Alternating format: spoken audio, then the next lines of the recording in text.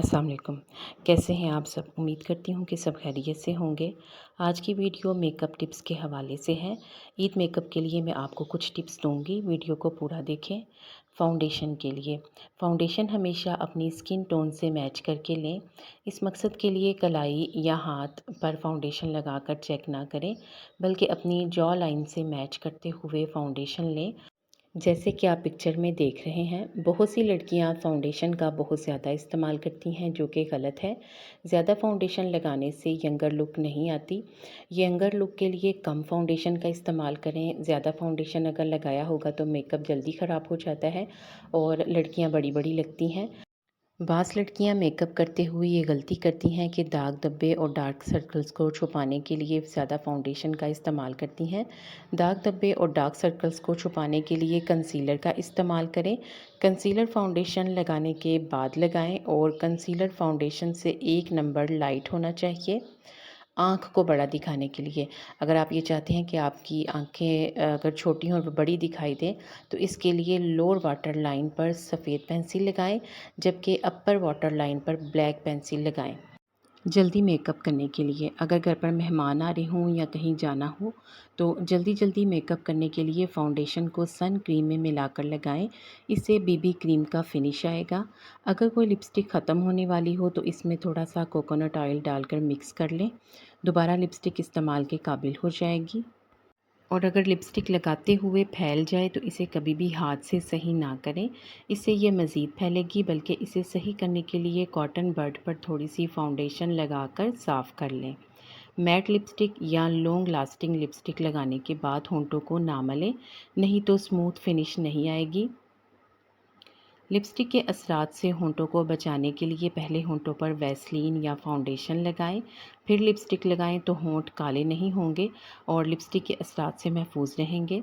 अक्सर मस्कारा लगाते हुए आंख के नीचे लग जाता है। ऐसी सूरत में मस्कारा लगाते हुए आंख के नीचे टिश्यू पेपर रख लें और फिर मस्कारा लगाएं। ब्लैक हेड्स को दूर करने के लिए एक टमाटर को फ्रिज में रखकर खूब ठंडा कर लें और फिर इसे चेहरे पर मलें। तमाम ब्लैक हेड्स निकल जाएंगे।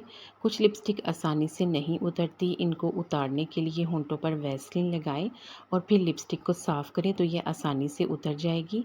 अक्सर लिपस्टिक लगाते हुए दांतों पर लग जाती है, जो कि बहुत ही बुरी लगती है। आमतौर पर यह मसला बड़ी ख़वातीन के साथ होता है। इस मसले से बचने के लिए लिपस्टिक लगाने के बाद उंगली को दोनों होंठों के दरमियान दबाएं। आईब्रो पेंसिल की नोक को सीधा और साफ़ तराशने के लिए पेंसिल को थोड़ी देर के लिए फ्रीज़र में रख दें और फिर पेंसिल तराशें, तो इससे ये कम ज़ाया होती है और बड़ी अच्छी तराशी भी जाएगी। अगर आंखों का मेकअप करते हुए आईलाइनर, मस्कारा या फिर शेड चेहरे पर गिर जाए तो कॉटन बड पर थोड़ी सी फाउंडेशन लगाकर साफ़ करें तो ये बिल्कुल साफ़ हो जाएगी। ब्लश ऑन हमेशा चेहरे की बनावट के लिहाज से लगाएं। अगर चेहरा लंबा हो तो रुखसार के दरमियान से ब्लश ऑन लगाना शुरू करें और कनपट्टियों के नीचे कान के ऊपर तक ले जाएं। अगर चेहरा गोल हो तो रुखसारों के ऊपर और आंखों के नीचे से कनपट्टी तक ले जाएं।